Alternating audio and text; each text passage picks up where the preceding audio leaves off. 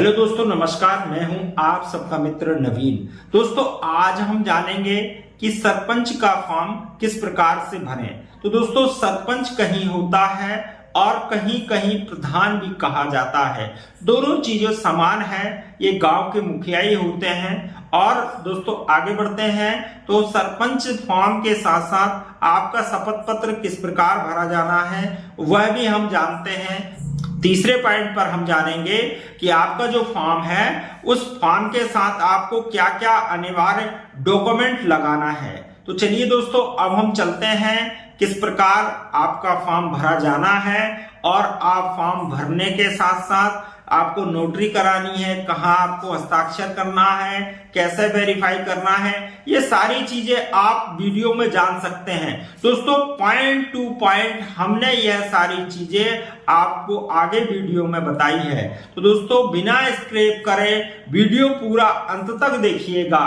और दोस्तों, वीडियो को लाइक करें और चैनल को सब्सक्राइब जरूर करें ताकि आने वाली नई वीडियो आप तक तुरंत पहुंच सके। चलिए दोस्तों, वीडियो को स्टार्ट। ऊपर देखेंगे आप प्रारूप 4 को। इसके बाद इसमें दिया है जिला पंचायत सदस्य, जनपद पंचायत सदस्य और दोस्तों सरपंच और पंच।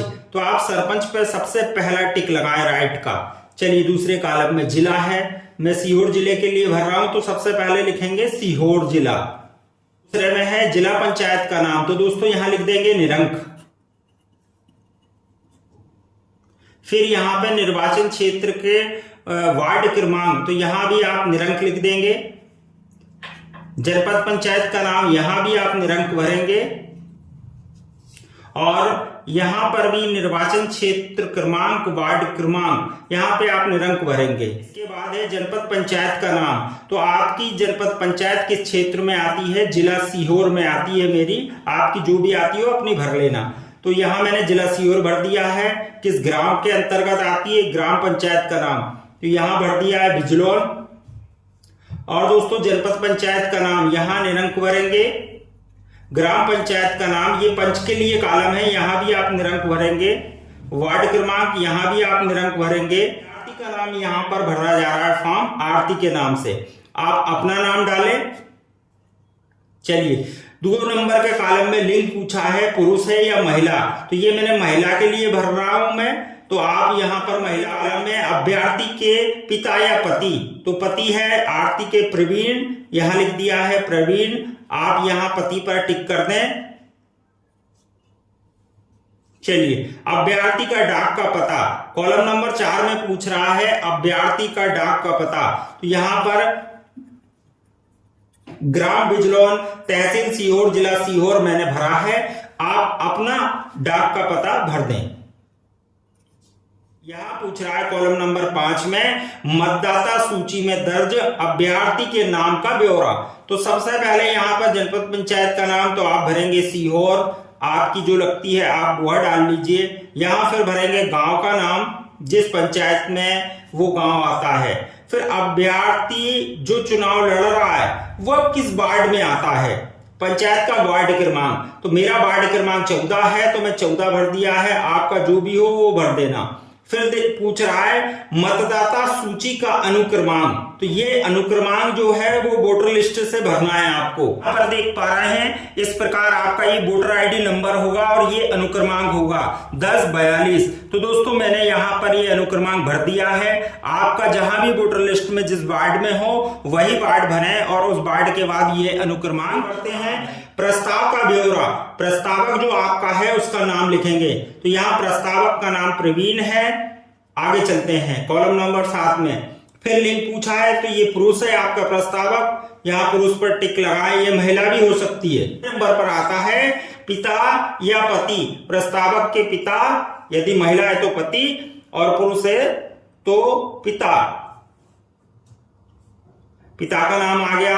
नंबर 9 पर है प्रस्तावक का डाक का पता, तो दोस्तों मैंने यहाँ ग्राम बिजलौन, तहसील सीहोर, जिला सीहोर भरा है। आप अपना पता यहां पर भर लें जो आपका प्रस्तावक है उसका। कॉलम नंबर 10 में है मोबाइल नंबर, तो ये मोबाइल नंबर है प्रस्तावक का, तो यहां पर प्रस्तावक का ये मोबाइल नंबर हमने डाल दिया है। आगे चलते हैं, जनपद पंचायत का नाम, तो जनपद पंचायत में हमने सीहोर भरा है, आप वही भरे जो आपकी जनपद पंचायत है। यहाँ पर ग्राम का नाम, तो ग्राम का नाम मैंने बिजलोन डाला है, आप भी वही भरे जो आपका है। ये प्रस्तावक का ब्यौरा है, इसे भी ध्यान रखें, ये जो यहाँ से जो ब्यौरा है प्रस्तावक का है। अब यहाँ प्रस्तावक का वार्ड क्रमांक है, तो मैंने वार्ड क्रमांक 14 से ही प्रस्तावक लिया है, तो यहाँ 14 भरा है। प्रस्तावक का अनुक्रमांक नंबर है वोटर आईडी का 1041, तो यहाँ 1041 ये भरा। यहाँ विशेष ध्यान रहे, ये प्रस्तावक का ही दस्तखत यहाँ पर होना है, ये प्रस्तावक के हस्ताक्षर यहाँ होना है, अभ्यर्थी का यहाँ कुछ नहीं होना है। अब पन्ना पलट लें, अभ्यर्थी के नाम द्वारा निर्देश हेतु सहमति, तो सबसे पहले जन्म तिथि का कॉलम है। जन्म तिथि में हम भरते हैं 10/02/1991, ये हमने जन्म तारीख भर दी है। आप भी अपनी जन्म तारीख भर दें। आयु 30 वर्ष, आप भी अपनी आयु यहां पर भरें। और कैटेगरी है, यदि आप सामान्य के लिए है तो सामान्य, पिछड़ा वर्ग के लिए भरा जा रहा है फॉर्म तो पिछड़ा वर्ग, और अनुसूचित जाति के लिए भरा जा रहा है तो यहां पर आप लिख दें अनुसूचित जाति। मैं अनुसूचित जाति के लिए भर रहा हूं तो यहां अनुसूचित जाति भर दिया है। 15 नंबर पर है जाति का नाम आरक्षण वर्ग के सदस्य होने की दशा में, तो यहां जाति सीधे जाटव लिखा जाएगा। जाति के लिए अनुसूचित जिले का नाम, यदि जिस जिले में इस जाति का है तो सीहोर जिला, तो ये जिला हमारा सीहोर है, मैंने सीहोर भर दिया है, आप अपना जिला भर लें। मतपत्र में मुद्रित होने वाला नाम, आप मतपत्र किस नाम से छपवाना चाहते हैं तो अपना पूरा नाम यहां पर डाल दें, तो मैंने यहां पूरा नाम ये भर दिया है।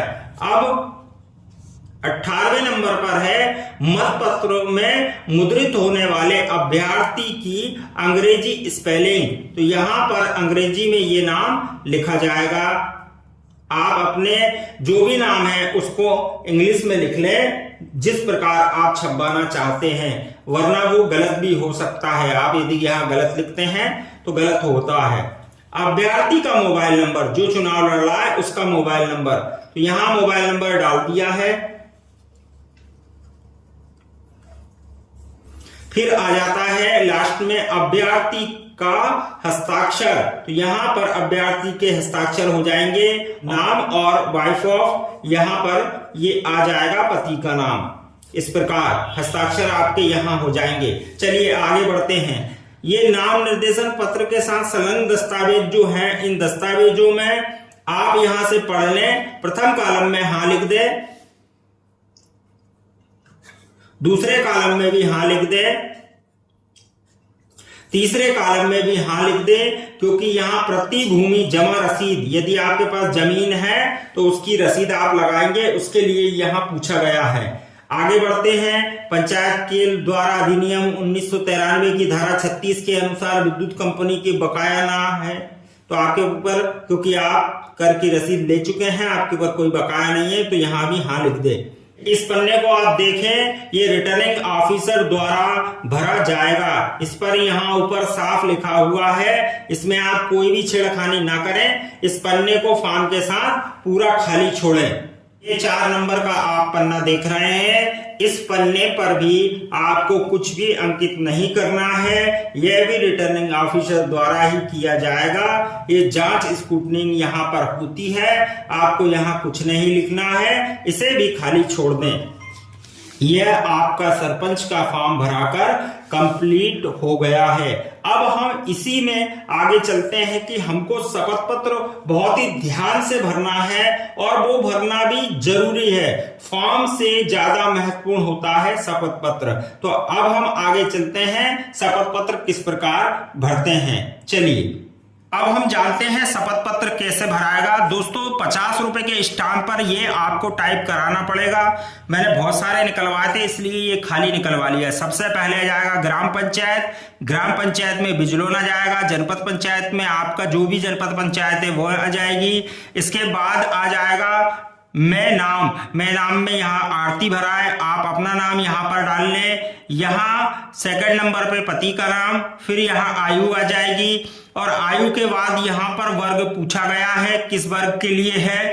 तो यहाँ ये फॉर्म अनुसूचित जाति के लिए भरा है, तो यहाँ अनुसूचित जाति आ जाएगा। व्यवसाय में आपका, इनका व्यवसाय ब्यूटी पार्लर है, आप अपना जो भी व्यवसाय है वो यहाँ भर दें। निवास का पूरा पता, तो आपका निवास का पूरा पता आप यहाँ पर भर दें। फिर देखिए नंबर 1 पर मेरा नाम वार्ड क्रमांक यहाँ 14 भरा है, आपका जो भी वार्ड क्रमांक हो वह वार्ड क्रमांक डाल दें। फिर आपकी ग्राम पंचायत जो भी हो उसका नाम डाल दें। विकास खंड आपका जो भी हो, फिलहाल मैंने यहाँ सीओर लिखा है, आपका जो भी हो वह आप डाल दें। जिला यहाँ भरे, यहाँ पर जो भी आपका जिला लगता हो वो भर दे। फिर मेरा संपर्क विवरण निम्न अनुसार है, यहाँ पर वो आईडी का नंबर जो फॉर्म में मैंने आपको आगे दिखाया है वही नंबर 1042 यहाँ पर आप लिख दें। 2 नंबर पर आप यहाँ देखें मेरा संपर्क विवरण निम्न अनुसार, यहाँ से आप भरेंगे। तो यहाँ दूरभाष पूछा है, आप निरंक लिख दें। फिर यहाँ ये कार्यस्थल पूछा है, यहाँ पर तो निरंक लिख दें। फिर यहाँ मोबाइल नंबर है, तो यहाँ आप मोबाइल नंबर लिख दें। ईमेल आईडी है, आपके पास हो तो लिख देना, वरना निरंक लिख देना। यहाँ पर सोशल मीडिया अकाउंट कोई नहीं होता, निरंक लिख देना। चलिए खानों में चलते हैं। सबसे पहले तो यहाँ परिवार का पूरा विवरण पूछा है, तो देखिए सबसे पहले यहाँ जो चुनाव लड़ा है उसका नाम, उसकी उम्र, उसके पति का नाम, क्या व्यवसाय है, कहाँ गांव है, गांव का नाम लिख दें और स्वयं लिख दें। इसके बाद पति का नाम, पति की उम्र, पति के पिता का नाम, क्या करते हैं कृषि, गांव का नाम यहाँ पर ये लिख दिया। फिर लिखते हैं यहाँ पर पुत्र का नाम आ जाता है, आपके पास जो भी लड़का लड़की बड़ा हो उसका नाम यहाँ पर आप लिख देंगे। तो यहाँ देखिए बेटे का नाम लिखा है, उम्र लिखी है, उनके पिता का नाम और आश्रित है, गांव का नाम, पुत्र यहाँ लिखा है। यहाँ पर देखिएगा फिर लिख दिया है दूसरे का नाम, दूसरे के पिता का नाम, आश्रित, बिजलौन और पुत्र। बस 2 ही बेटे हैं, बाकी में कॉलम खाली कोई ना छोड़े, सब में निरंक भर दें। चलिए 4 नंबर के कॉलम पर चलते हैं, जहां आयकर लेखा संख्या पेन और ब्यौरे के आयकर विवरण फाइल करने की स्थिति में निम्नानुसार पूछा गया है। स्वयं के पास पैन कार्ड है, तो यहाँ पर पैन कार्ड नंबर डाल दिया है। इसके बाद निरंक कर देना है, फिर निरंक कर देना है। पति के पास में पैन कार्ड नंबर है, पैन कार्ड डाल दें। यदि आपके पास नहीं है तो आप निरंक भर दें और जिस डेट में बना है उसकी यहाँ आयकर का विवरण भर दिया है। आश्रित के पास नहीं है तो निरंक भर दिया है। दूसरा आश्रित है उसके पास भी नहीं है, तीसरा है उसके पास भी नहीं है, तो ये तीनों में आप निरंक निरंक निरंक भर दें। यहाँ भी कॉलम कोई खाली ना छोड़े, निरंक भर दें। यहाँ भी कॉलम कोई खाली ना छोड़े, निरंक भर दें। फिर देखिए यहाँ पर ये ब्यौरा पूछा है इन्होंने, तो इस ब्यौरे में आप देख लें क्रमांक, न्यायालय का नाम, प्रकरण क्रमांक एवं आदेश की तारीख। आप पे कोई प्रकरण नहीं है तो आप यहाँ पूरे कॉलमों में निरंक भर दें। उन मामलों की कोई डेट वगैरह यहाँ पूछी है, जब प्रकरण ही नहीं है तो यहाँ भी निरंक, यहाँ भी निरंक, यहाँ भी निरंक। आप किसी प्रकार से यहाँ कुछ भी ना भरें, यहाँ सब निरंक आ जाएगा। 6 नंबर के कॉलम में पूछ रहा है मेरे विरुद्ध कोई भी आपराधिक मामला लंबित नहीं है, तो आपके ऊपर कोई केस नहीं है। तो यहाँ देखेंगे आप इनमें सारे जो है न्यायालय के संबंध में है और इनमें आप निरंक ही निरंक भर दें। जो चुनाव में लड़ता है लगभग उसके ऊपर कोई प्रकरण नहीं होता है, और कोई प्रकरण है तो उसकी डेट तारीख यहाँ पर आपको भरनी पड़ेगी। चलिए आगे बढ़ते हैं। अगला है 7वें नंबर का मेरी और मेरे पारिवारिक सदस्यों की चल अचल संपत्ति का निम्न अनुसार विवरण। तो यहाँ देखिए 7वें नंबर पे सबसे पहले हाथ में नकदी, हाथ में नकदी है। जो स्वयं चुनाव लड़ा है उसके पास हाथ में नकदी 5000 है, आपके पास जितनी हो उतनी आप भर दे।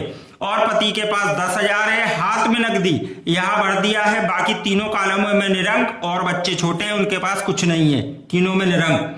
अब यहाँ 2 नंबर के कॉलम में पूछ रहा है ये बैंक, वित्तीय संस्था, गैर बैंकिंग संस्था और सहकारी सोसाइटी के खातों में जमा धनराशि, बचत नियम, अवधि आदि समस्त, कि आपके जो भी समस्त खाते हों उनमें आपके पास कितना पैसा जमा है। इनके खाते में 8,000 जमा है, यहाँ 8,000 लिख दिया है। आप अपना पैसा लिख दें, जितना भी आपके पास हो उतना खाते में आप चेक करा के यहाँ लिख दें। पति के पास जितना हो उतना यहाँ पर आ जाएगा, बाकी तीनों कालों में यहाँ निरंक आ जाएगा।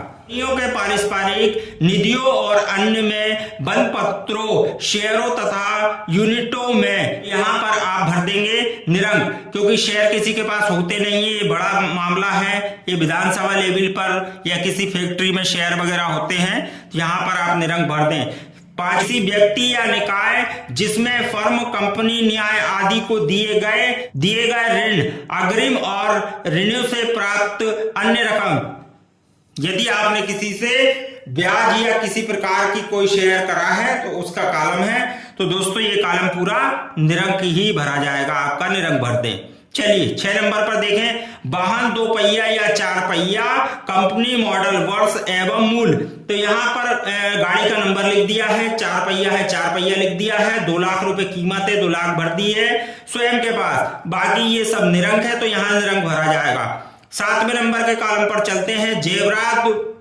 7वें नंबर के कॉलम पर चलते हैं, जेवरात, बहुमूल्य धातु एवं मूल्यवान वस्तु, भार एवं मूल्य के ब्यौरा। तो यहाँ पर देखिए सभी के पास होता है, मंगलसूत्र भरा है, पायल भरी है, करधोनी है, आदि है। तो यहाँ 1,20,000 रुपए का ये मैटर है, यहाँ 1,20,000 भर दिया है। आपके पास जितना है, अधिक है तो अधिक भर दें, इस जानकारी को छुपाए ना, ये जानकारी आपके आने वाले समय के लिए लाभकारी है, यहाँ पर स्पष्ट जानकारी भरे। आगे के कॉलमों में निरंक है, किसी के पास कुछ नहीं है। 8वें नंबर पर अन्य कोई अस्तियां, जैसे दावे, हित का मूल्य, आपका कोई प्रकरण है जिससे आपको मुआवजा आदि मिलता है, कोई केस चल रहा है उसमें आपको पैसा मिलता है, या झगड़े आदि के पैसे मिलते हैं तो उसमें यहां भराएगा, लेकिन नहीं है कोई तो सब निरंक भराएगा। नंबर के कॉलम में देखेंगे समग्र कुल मूल्य। तो दोस्तों आप समझेंगे ये मूल्य कहां से आया, तो यहां से इस पन्ने का पूरा ब्यौरा यहां पर जोड़कर लिख देंगे, इस कॉलम का पूरा जोड़कर यहां पर लिख देंगे। कॉलम नंबर 8 है, मेरी और मेरे परिवार की पारिवारिक सदस्यता द्वारा आश्रित चल अचल संपत्ति का विवरण निम्न अनुसार है। तो यहाँ पर जो खेती है, जमीन होगी, उसका ब्यौरा आता है। यहाँ पर देखिए इनके पास कुछ नहीं है, तो यहाँ पूरा ही कॉलम आपका यहाँ निरंक से भरा है। यदि आपके पास है तो आप उस खेती का जो भी हो, 1 एकड़, 2 एकड़, 2.5 एकड़, उसका ब्यौरा यहाँ पर खसरा क्रमांक, प्लॉट क्रमांक, क्षेत्रफल क्रमांक, ये इससे डाल दें। चलिए आगे बढ़ते हैं। आगे आता है आवासीय भवन, जो है भवन की जानकारी पूछिए 3 नंबर में। आवासीय, व्यावसायिक, आवासीय भवन, ग्राम। तो सबसे पहले 1 नंबर पर है स्थिति, तो यहां पर सबसे पहले आ जाएगा निरंक। नंबर पर आपका आता है प्लॉट का खसरा, तो यहाँ खसरा क्रमांक डाल दें, जो भी अंश भाग का है वो डाल दे, बाकी कॉलमों में निरंक। रकबा कितना है 500 वर्ग फीट, तो यहाँ आपके पास जो भी रकबा हो उतना डाल ले, बाकी सब में निरंक आ जाए। इसके बाद आएगा 4 नंबर में। 4 नंबर में पूरा कॉलम आप निरंक कर दे, आपके पास ऐसी कोई चीज होती ही नहीं है। लगभग पंच, सरपंच का जो चुनाव लड़ना है, प्रधान का भी यही फॉर्म है, यदि कहीं कहीं सरपंच को ही प्रधान कहा जाता है। चलिए 5 नंबर पर है वर्तमान बाजार मूल्य, तो ये जो प्लाट है उसका बाजार मूल्य पूछा है, आप बाजार मूल्य लिख दे, बाकी कॉलमों में निरंक।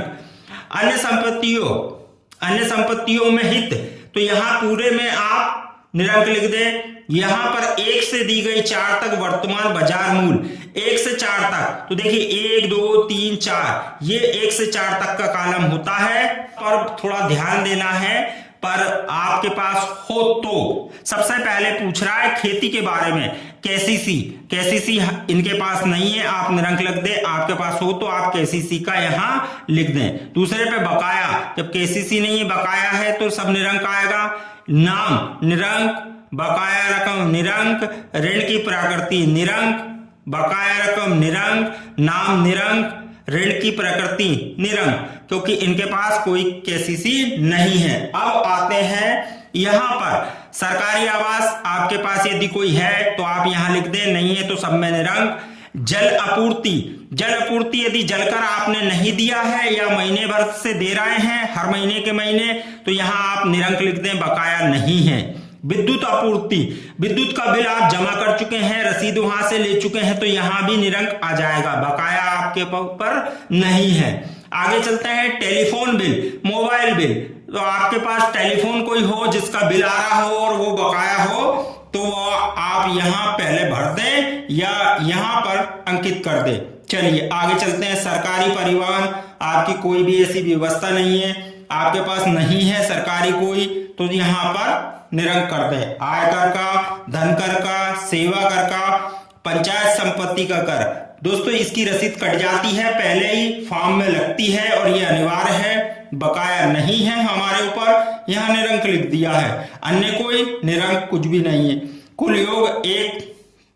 कुल योग 2.1 से लेके 2.11 तक, तो यहां पूरा निरंक, अन्य कोई कुछ नहीं, निरंक, यहां भी निरंक ही भरा जाएगा। 10वां नंबर कॉलम देख रहे हैं, इसमें लिखा है मेरे द्वारा किसी भी मद में पंचायत को दे किसी शोध धन का संचय नहीं किया जाना है। तो आपको पंचायत में किसी प्रकार का कोई कुछ देना नहीं है। आप यहां पर देखें सीधे निरंक आएगा, यहां भी निरंक, यहां भी आप निरंक भर दे। चलिए आगे चलते हैं दोस्तों, ये भी आपको महत्वपूर्ण है इस 12 नंबर को भरना। यहां पर देखिए, मैं निरक्षर हूं, कट है, मैं केवल साक्षर हूं, कट है, और मेरी शैक्षणिक योग्यता निम्न अनुसार है। तो इनकी शैक्षणिक योग्यता 12वीं पास है, 2009-10 में पास करा, एमपी बोर्ड से पास करा, ये भर दिया। बाकी कॉलमों में निरंक। यदि आप केवल साक्षर हैं तो ये सब में निरंक भरेंगे और यहां राइट का निशान लगा देंगे, यहां कट और बाकी सब में राइट। हर जगह आप नहीं काट सकते हैं, लेकिन यहां पर काटना और राइट करना अनिवार्य है। इसके बाद आप यहां देखेंगे सत्यापन पर आ जाते हैं। फॉर्म का आखिरी भाग है ये शपथ पत्र का। यहां पर सत्यापन में नाम, यहां पर डेट। चलिए आगे बढ़ते हैं। फिर ये पूछा गया है पंचायत निर्वाचन। यहां पर आप कंफ्यूज मत होना, केवल कार्यालयीन उपयोग हेतु यहां लिखा रहता है, लेकिन दोस्तों भरना आपको ही है और भर के आपको ये नोटरी भी कराना है। यदि आप इसको भर के नहीं गए, फॉर्म लेके पहुंच गए, वहां से ये फॉर्म वापस हो जाता है, फिर आपको ये भरना है, भर के नोटरी कराना है। तो इसमें आप कंफ्यूज बिल्कुल ना हो, इसको पहले ही भर ले। लेकिन इस पर लिखा है कार्यालयीन उपयोग हेतु, ये आप बिल्कुल ध्यान ना दें, ये आपको भरना है। बहुत आसान सी चीजें हैं। नाम है, अभ्यर्थी का नाम है, अभ्यर्थी का डाक का पता है, अभ्यर्थी के पति का नाम है, अभ्यर्थी की आयु है, किस वर्ग से आता है, जाति लिखी है, व्यवसाय क्या है, आप भी अपना व्यवसाय लिख लें। आप यहाँ 12वीं पढ़े हैं, आप जितने पढ़े हैं उतने लिख लें, नहीं हो तो साक्षर लिख दें। किस पद के लिए ये फॉर्म भरा जा रहा है, तो यहाँ सरपंच के लिए है। निर्वाचन क्षेत्र क्रमांक अथवा ग्राम पंचायत का नाम, यहाँ मैंने बिजलौन है, आप अपने गांव का, अपनी पंचायत का नाम। यहाँ 10वें नंबर पर पूछा जा रहा है विकास खंड, आप अपने विकास खंड का नाम डाल लें। यहाँ जिला पंचायत का नाम पूछा जा रहा है, आपकी जो भी जिला पंचायत हो उसका नाम यहाँ डाल दे। पर है आपराधिक मामलों की कुल संख्या, तो दोस्तों यहाँ पे निरंक कर दें, आपके ऊपर कोई अपराध नहीं है। नीचे भी निरंक कर दें। अभ्यर्थी द्वारा शासकीय पंचायत की भूमि पर अतिक्रमण, कोई अतिक्रमण नहीं है, यहाँ निरंक कर दें। यहाँ हाँ तो अतिक्रमण की भूमि का कुल रकबा, आपके पास अतिक्रमण नहीं है तो यहाँ निरंक कर दें, और रकबा है ही नहीं, जब अतिक्रमण नहीं है तो रकबा नहीं है, तो ये निरंक कर दें। ये 16 नंबर तक ये चारों कॉलम आपके निरंक हो जाएंगे। चलिए सबसे आखिरी 16 नंबर का यहाँ विवरण पूछा गया है, इसका विशेष ध्यान रहे, ये आपको समझकर ही भरना है, वरना फॉर्म आपका यहीं से ज्यादातर गड़बड़ होता है। सबसे पहले स्वयं का पैन कार्ड, यहाँ पैन कार्ड आ गया है, दोनों कॉलम निरंक हो गए हैं। सेकंड नंबर पे पति का पैन कार्ड, यहाँ पैन कार्ड नंबर डल गया है, कब बना है 2021 में, ये इसकी आ गई है। कुल दर्शित आय कितनी है यहां पर लिख दिए, आप अपनी आय यहां लिख दें। बाकी कॉलमों में निरंक, यहां भी निरंक, यहां भी निरंक। अब आता है 17 नंबर पर चल अचल संपत्ति और देनदारियों का समग्र विवरण। आपको बैंक में लोन देना है या लेना है, उन सब का ब्यौरा यहां पर आता है। तो देखिए अभ्यर्थी के पास 1,20,000, क्या है 1,20,000 की चल, यहां देखिए गौर से, चल संपत्ति जो चलती फिरती हो, जैसे गाड़ी, मोटर वाहन आदि आदि। यहाँ पर चल संपत्ति का विवरण 1,20,000 की इनके पास है। अचल संपत्ति जो चल नहीं सकती, इनके पास एक ही प्लॉट है 1,00,000 रुपए का, यहां पर लिख दिया। दोनों को यहां इसके बाद में बैंक वित्तीय संस्थाओं में कुल ऋण या शोध रुपए में, तो यहां टोटल इन तीनों कालमों को करके 3,10,000 आ जाता है। इन तीनों कालमों का टोटल यहां भरना है। ये आपने भर दिया। आगे चलेंगे निरंक, फिर निरंक, फिर निरंक, फिर निरंक। यहां निरंक क्योंकि ये लोग आश्रित हैं, छोटे बच्चे हैं, इनके पास कुछ नहीं है। अब यहां सत्यापन हो जाता है। यहाँ नाम आ जाएगा, डेट आ जाएगी, यहाँ डेट आ जाएगी, यहाँ सत्यापन की ये सील लग जाएगी, ये सील लग जाएगी, यहाँ आपके दस्तखत हो जाएंगे, यहाँ आपके दस्तखत हो जाएंगे और ये नोटराइज हो जाएगा। चलिए अब आगे चलते हैं। ये तो आपने शपथ पत्र भरना सीख लिया है। शपथ पत्र के बाद आपको कौन कौन सी एनओसियां लेनी पड़ती है, तो इसी में आप आगे देखेंगे। सबसे पहले आपको कार्यालय ग्राम पंचायत से एनओसी लेनी है, अदेय प्रमाण पत्र, इससे अनुमति मिलती है। ये सचिव द्वारा आपको रसीद मिलेगी। इस रसीद को इस फॉर्म में लगाना अनिवार्य है, जिसे घर का टैक्स भी कहते हैं। रसीद के कई प्रारूप हो सकते हैं, आप इसे गौर से देखिए। रसीद के कई प्रारूप हो सकते हैं, आपको यह समझना है। यह रसीद लेना अनिवार्य है, वरना फॉर्म आपका रिजेक्ट हो जाएगा। फिर आता है हमारे बिजली के बिल की रसीद। ये कार्यालय कनिष्ठ यंत्री बिल्किसगंज से ली गई है, लेकिन आप अपने क्षेत्र से यहाँ पर ये रसीद है, ये रसीद को भी लेना अनिवार्य है। ये अदेय प्रमाण पत्र है और ये आपको अपने बिजली बिल को जमा करने के बाद ये मिलेगी। ये लेना बहुत अति आवश्यक है और ये नहीं लगाया तो आपका फॉर्म रिजेक्ट होने के पूरे चांस हैं। ये प्रमाण पत्र आपको लेना है। आपके पास जमीन है तब भी लेना है, कृषि भूमि नहीं है तब भी लेना है। यह पटवारी प्रमाणित करके देगा कि इनके पास नहीं है, इसको लगाना भी अनिवार्य है। जिस हल्के का ये पटवारी है उसने यहाँ अपनी सील लगा के ये प्रमाणित करके दिया है, भले वो कैसे भी आपको लिख कर दे दे। चलिए आगे बढ़ते हैं। यदि आप किसी आरक्षित जाति में आते हैं, पिछड़ा वर्ग या एससी या एसटी में, तो आपको ये अपना अनुविभागीय अधिकारी द्वारा जारी किया गया प्रमाण पत्र, जाति प्रमाण पत्र यहाँ लगाना अनिवार्य है। इसके कारण भी आपका फॉर्म रिजेक्ट हो सकता है। यदि आपके पास जाति प्रमाण पत्र नहीं है तो आप 100 रुपए के स्टाम्प पे शपथ पत्र दे सकते हैं। इसकी जगह तब भी आपका काम चल जाएगा, लेकिन कुछ ही दिनों के लिए, फिर आपको बनवाकर लगा देना है। फिर आपको वोटर आईडी लगाना अनिवार्य है। जिस वोटर आईडी का नंबर आपने स्टार्टिंग में भरा है, उसी वोटर आईडी को आपके फॉर्म के साथ लगाना अनिवार्य है। ये वेरीफाई होता है, ये आपका वही नंबर है, इसी नंबर से वेरीफाई होके ये प्रक्रिया आगे बढ़ती है।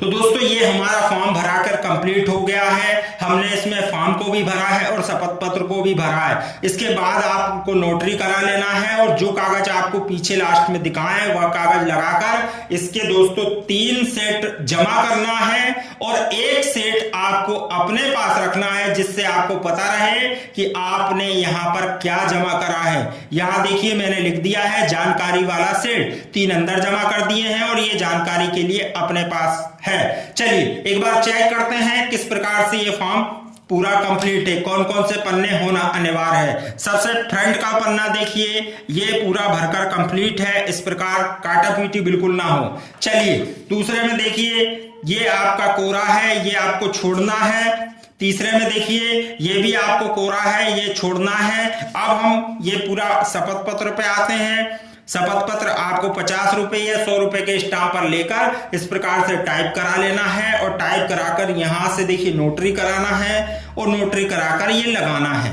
ओरिजिनल आपको लगाना है, फोटोकॉपी आप रख ले। आगे बढ़ते हैं। ये कॉलम देखिए पूरे भरे हुए हैं, यहां सील लगेगी, यहां सील लगेगी, ये नोटरी आपकी हो चुकी है। चलिए आगे बढ़ते हैं। ये नोटरी की सील लगी है, ये नोटरी की सील लगी है, भरकर कंप्लीट है। यहां हर पन्ने पर दस्तखत होना है, वह आप करते रहें। चलिए आगे बढ़ते हैं। यहाँ देखिए ये नोटरी की सील है, ये नोटरी की सील है। कॉलम कोई भी यहाँ खाली नहीं छूटा है, कॉलम आपको भी कोई खाली नहीं छोड़ना है, पूरा कॉलम भरना है। चलिए अगले पन्ने पे ये सील है, ये सील है, ये कॉलम पूरे भरे हैं, हालांकि निरंक लिखा है लेकिन पूरा भरना है। अगला पन्ना देखिए, ये नोटरी की सील है, ये नोटरी की सील है। हर पन्ने पे आपको नोटरी कराना अनिवार्य है। ये देखिए नोटरी की सील है, ये नोटरी की सील है, ये हस्ताक्षर है, इसमें पूरा कॉलम भरा है, कॉलम कोई भी नहीं छूटा है। आगे देखेंगे ये सील है, यहाँ पर सत्यापन आ जाता है और सत्यापन में ब्यौरा आता है और लास्ट में यहाँ 2-3 सीलें लगती हैं। ये इसका विशेष आप ध्यान करें और यहाँ पर आपको किसी एक परिचित व्यक्ति से ये 3-4 चीजें लिखना है। यहाँ पर नाम लिखना है, पता लिखना है और अपने हस्ताक्षर लिखना है। ये भी वेरीफाई कराना है, इसके बाद आप जमा करें। अब ये लास्ट पन्ने आते हैं, देखिए इसमें भी जानकारी पूरी है और यहाँ पर भी आपको ये सील लगा के वेरीफाई कराना है। लास्ट में सत्यापन आता है। इस पन्ने का ये फॉर्म का आखिरी पन्ना होता है। इस प्रकार से आप ये पूरा कंप्लीट कराएं। अब इसमें क्या चीजें लगाई हैं, सबसे पहले ग्राम पंचायत का प्रमाण पत्र लगाया, फिर यहाँ पर कार्यालय कनिष्ठ यंत्री बिल्किसगंज लिखा है, आप अपने विद्युत का यहाँ अध्यय प्रमाण पत्र लगाएं। आगे बढ़ते हैं, ये कृषि का प्रमाण पत्र है, अपने पटवारी से लेकर लगाएं। और दोस्तों इसके बाद यहाँ जाति प्रमाण पत्र है, यदि आप आरक्षण की जगह पर आते हैं तो जाति लगाएं, अन्यथा आवश्यकता नहीं है। और दोस्तों इसके बाद आपको अपना वोटर आईडी कार्ड, जिस पंचायत में आप आ रहे हैं वो वोटर आईडी कार्ड लगाना अनिवार्य है। यह अपना वोटर आईडी कार्ड लगा दें और साथ में इसमें आधार भी प्लस करें। तो ये आपका पूरा फॉर्म भरकर कंप्लीट हो गया है। तो दोस्तों ये फॉर्म आपका पूरा भरकर कंप्लीट हो गया है। आपको वकील को 2000-3000 रुपए देने की आवश्यकता नहीं पड़ेगी। लगभग मैंने आपको विस्तार से पूरी जानकारी आपको समझा दी गई है। अब यदि आपको हमारा वीडियो अच्छा लगा हो तो कमेंट करके जरूर बताइएगा। चलिए दोस्तों, होती है आप सबसे मुलाकात। और हमारी सेकंड वीडियो जो चुनाव लड़ते हैं उन लोगों के लिए आचार संहिता के नियमों पर, वह वीडियो भी आप हमारे चैनल पर जाकर वॉच कर लें, क्योंकि आचार संहिता के नियमों का पालन करना भी आपके लिए बहुत महत्वपूर्ण और अनिवार्य है। चलिए दोस्तों, होती है आप सबसे मुलाकात नेक्स्ट वीडियो में। जय हिंद, जय भारत।